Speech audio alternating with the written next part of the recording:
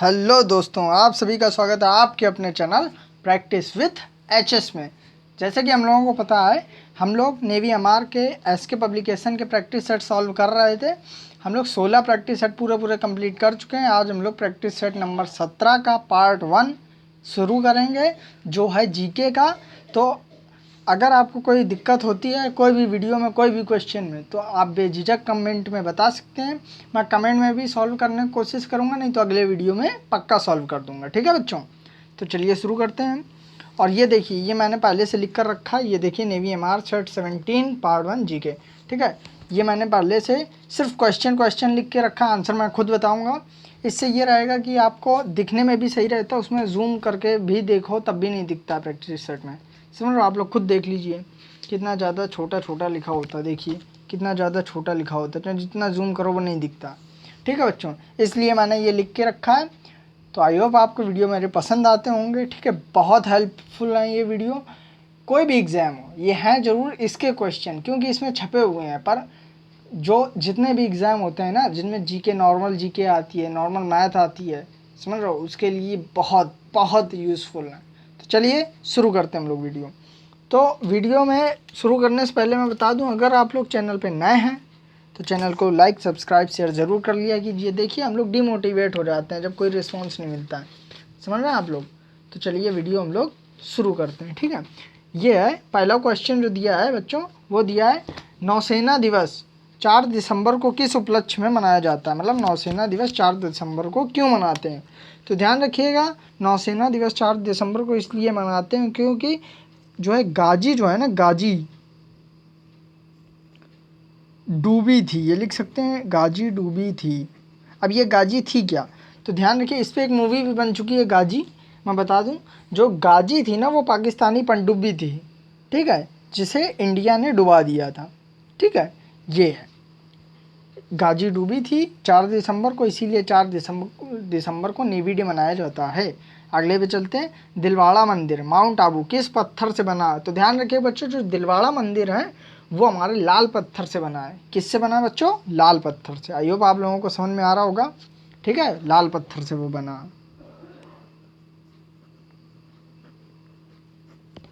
ठीक है, अगले पे हम लोग चलते हैं। अगला है, टिहरी बांध किस राज्य में स्थित है। तो ध्यान रखिए बच्चों, जो टिहरी बांध है ना, वो हमारा उत्तराखंड राज्य में है। कहाँ है बच्चों? उत्तराखंड में।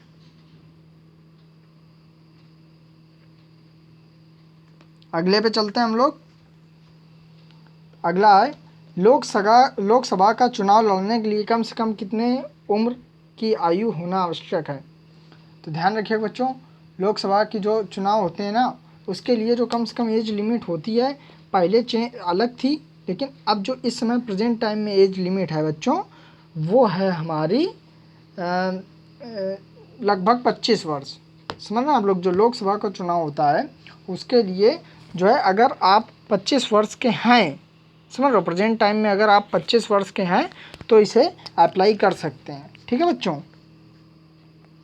25 वर्ष ये न्यूनतम है। ठीक है, अगले पे चलते हैं।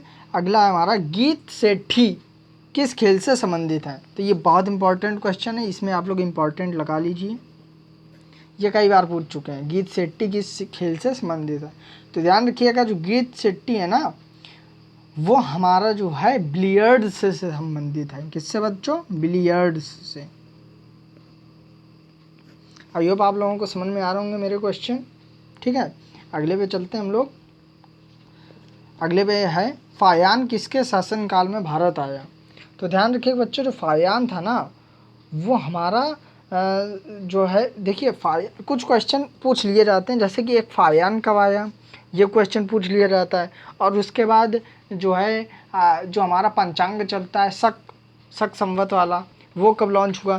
तो इस तरह क्वेश्चन हिस्ट्री से ज़्यादा बनते हैं, इसमें हम लोगों को थोड़ा ज़्यादा ध्यान देने की ज़रूरत है। तो फिलहाल इस क्वेश्चन चलते हैं, ये फायान किसके शासनकाल में भारत आया। तो ध्यान रखिए बच्चों, फायान जो है वो विक्रमादित्य के समय भारत आया। विक्रमादित्य। फायान था कहाँ का, तो ध्यान रखिए, फायान चीनी जो था, चीनी यात्री था, वो घूमता रहता था। ठीक है, चीनी था, वो चीन का था। अगले पे चलते हैं हम लोग। दांडी यात्रा गांधी जी ने कहाँ से शुरू की थी? तो ध्यान रखिएगा, जो दांडी यात्रा है वो अहमदाबाद से शुरू हुई थी। कहाँ से? अहमदाबाद। आप लोग कमेंट में बताइएगा अहमदाबाद कहाँ है और दांडी यात्रा किस लिए शुरू हुई थी। ठीक है, अगले पे चलते हैं हम लोग। अगला है गोल गुम्बज। गोल गुम्बज कहाँ पर है? तो ध्यान रखिए बच्चों, जो गोल गुम्बज है ना वो हमारा कर्नाटक में है। कहाँ है बच्चों? कर्नाटक में। पूरा जो इसका एक, वैसे तो कर्नाटक में है, ठीक है, लेकिन जब शहर पूछ दे तो ध्यान रखिएगा बीजापुर।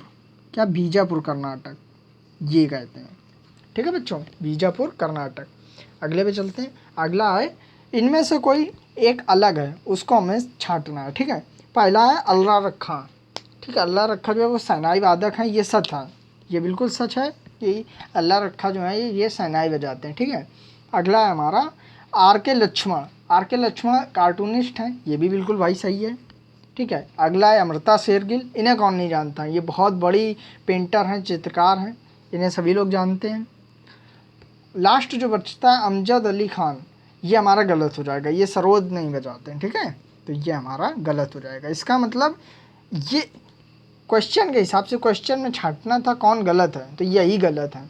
डी ऑप्शन गलत है। वैसे ऑप्शन डी सही है, लेकिन क्वेश्चन के हिसाब से ही गलत है। आप लोग समझ रहे होंगे मेरी बात। ठीक है, तो ये तीन बिल्कुल ठीक हैं, क्योंकि इनका संबंध इससे है, लेकिन अमजद अली खान का संबंध सरोद से नहीं है। ठीक है, अगले पे चलते हम लोग।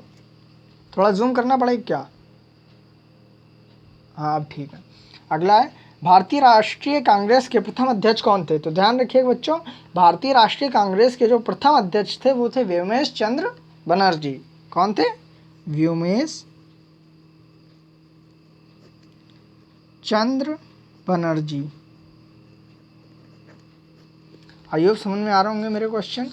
ठीक है, अगले पे चलते हैं। ये वही एग्जाम ओरिएंटेड क्वेश्चन है जो प्रीवियस ईयर हैं, या आने की बहुत बहुत बहुत संभावना है। ठीक है बच्चों, तो चलिए शुरू करते हैं हम लोग। अगला है कौन सा कथन गलत है? इनमें से कौन सा कथन गलत है वो हम लोगों को छांटना है। पहला, भारत का सर्वोच्च नागरिक पुरस्कार भारत रत्न है। भाई बिल्कुल सही है यार, भारत रत्न भारत का सर्वोच्च नागरिक पुरस्कार है। दूसरा है हमारा कि भारत का सर्वोच्च वीरता पुरस्कार पीएमसी है, ये भी भाई बिल्कुल ठीक है। ठीक है, पीएमसी परमवीर चक्र, ये दोनों बिल्कुल ठीक हैं। अगला है भारतीय फिल्मों के उत्कृष्ट कार्यों के लिए दादा साहब फाल्के पुरस्कार दिया जाता है। हाँ भाई बिल्कुल, ये भी ठीक है, दिया जाता है। चौथा है पद्म भूषण वीरता के लिए दिया जाता है, तो ये बिल्कुल बिल्कुल बिल्कुल गलत है। ठीक है, पद्म भूषण जो है वो वीरता के लिए नहीं दिया जाता। ठीक है बच्चों, अगले पे चलते हैं। इसमें भी वही छांटना, इनमें से कौन सा गलत है। तो ध्यान रखिएगा, खेल ये पुरस्कार दिए हैं। ठीक है, तो अर्जुन पुरस्कार खेल में दिया जाता है, बिल्कुल सही है। फिर है खेल के कोचों को, खिलाड़ियों को अर्जुन पुरस्कार दिया जाता है, लेकिन कोच को दिया जाता है द्रोणाचार्य पुरस्कार, ये भी भाई बिल्कुल ठीक है। अगला ज्ञानपीठ पुरस्कार किसे दिया जाता है? ध्यान रखिएगा बच्चों, ज्ञानपीठ पुरस्कार साहित्य अकेडमी, समझ रहे हो, ज्ञानपीठ पुरस्कार जो है वो साहित्य से संबंधित है। सॉरी, ये अकादमी अलग पुरस्कार हो जाता है। ये अकादमी साहित्य अकादमी पुरस्कार भी साहित्य से संबंधित है, ज्ञानपीठ पुरस्कार भी साहित्य से संबंधित है। ठीक है, ये भी ठीक है। अब आ जाता है जमुना लाल बजाज साहित्य। यार ऐसा कोई आदमी नहीं होगा जो जमुना लाल बजाज को ना जानता हो। ठीक है, ये गांधी जी के सबसे चहेते अनुयायियों में से एक थे। ठीक है, और ये बहुत बड़े उद्योगपति थे, बहुत बड़े बिजनेसमैन थे। ठीक है, तो ये तो साहित्य से इनका कोई लेना ही देना नहीं था। ठीक है, अगले पे चलते हैं हम लोग। अगला है भारत ने हॉकी में आखिरी बार स्वर्ण पदक कब जीता था? तो ध्यान रखिएगा बच्चों, भारत ने हॉकी में जो स्वर्ण पदक आखिरी बार जीता था वो मॉस्को में जीता था। कब जीता था? मॉस्को में। किस सन में? 1980 में। अब आप लोग कमेंट में ये बताएंगे कि मॉस्को किस देश की राजधानी है। ठीक है बच्चों, अगले पे चलते हैं हम लोग। अगला है ब्रिटिश पार्लियामेंट में चुने गए प्रथम भारतीय हैं। ब्रिटिश पार्लियामेंट में चुने गए प्रथम भारतीय कौन हैं? तो ध्यान रखिएगा बच्चों, ब्रिटिश पार्लियामेंट में जो चुने गए प्रथम भारतीय व्यक्ति हैं वो हैं दादा भाई नौरोजी। कौन है? दादा भाई नौरोजी। आई होप समझ में आ रहा होगा आपको।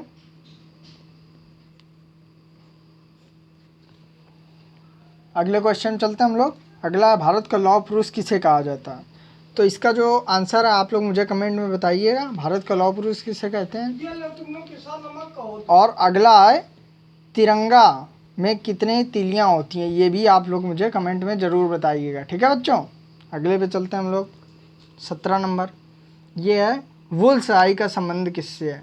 तो ध्यान रखिएगा बच्चों, वुल स्याही का संबंध जो है वो निशानेबाजी से है। किससे? निशानेबाजी से। ठीक है, ठीक है, 17 नंबर तक हो गए हैं। अगले पे चलते हैं हम लोग। अगला है हमारा पृथ्वी के कितने उपग्रह हैं। ये बहुत सिंपल क्वेश्चन है, ये सभी को पता ही होगा। ठीक है, पृथ्वी के कितने उपग्रह हैं, तो सबको पता है यार, एक ही उपग्रह है, वो भी चंद्रमा। ठीक है, मून। अगले पे चलते हैं हम लोग। चीन और भारत के बीच की सीमा को क्या कहते हैं। तो ध्यान रखिएगा बच्चों, चीन और भारत के बीच की जो सीमा है ना बच्चों, उसे हम लोग मैकमोहन रेखा कहते हैं। क्या कहते हैं बच्चों? मैकमोहन रेखा। यहाँ लिख देता हूँ मैं।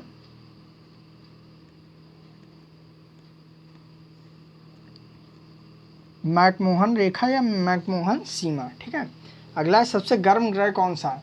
तो ध्यान रखिएगा बच्चों, सबसे गर्म ग्रह बुध है। कौन सा है? बुध। अगर बुध ऑप्शन में ना हो, अगर बुध ऑप्शन में ना हो तो शुक्र आएगा। क्यों?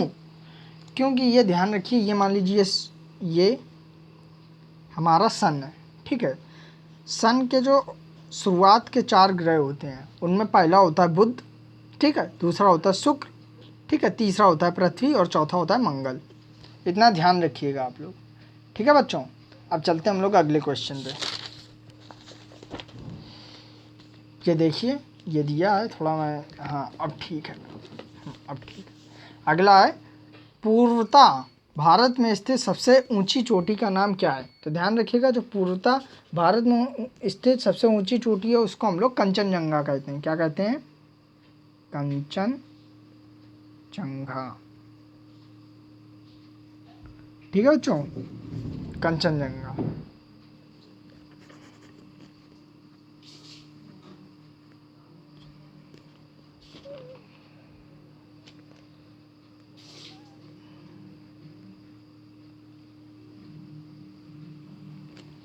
आई होप आपको समझ में आ रहा होगा। अगला देखते हैं, सेना दिवस कब मनाते हैं। तो ध्यान रखिए बच्चों, 15 जनवरी को मनाते हैं।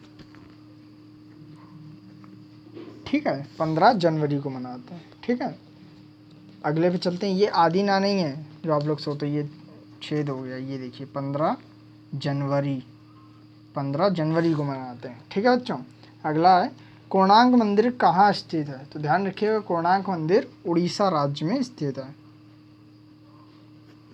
अगले पे चलते हैं हम लोग। अगला, बांग्लादेश की मुद्रा क्या है। तो बांग्लादेश की मुद्रा जो है वो है टका। ठीक है, राजधानी है ढाका।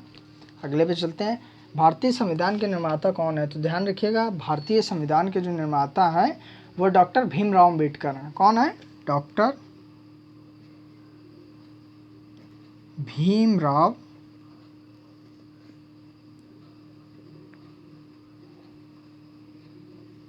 अम्बेडकर। ठीक है बच्चों, आज के लिए इतना ही रखते हैं। आई होप आपको मेरे क्वेश्चन समझ में आए होंगे। अगर आपको वीडियो अच्छा लगे तो लाइक शेयर सब्सक्राइब जरूर करिए कीजिए। ठीक है, और कहीं भी कोई भी क्वेश्चन में डाउट हो, एनीथिंग, मैथ, फिजिक्स, ठीक है, कुछ भी एनीथिंग, तो मुझे कमेंट में आप लोग बताइएगा। मैं पूरी कोशिश करूँगा उसको सॉल्व करने की। अगला जो हमारा वीडियो रहेगा वो पार्ट 2 रहेगा, वो रहेगा हमारा मैथ का। ठीक है, तो कहीं भी कोई भी दिक्कत हो तो ज़रूर बताइएगा। आज के लिए इतना ही वीडियो रखते हैं, मिलते हैं अगले वीडियो में कल। ठीक है, टेक केयर, बाय बाय, जय हिंद।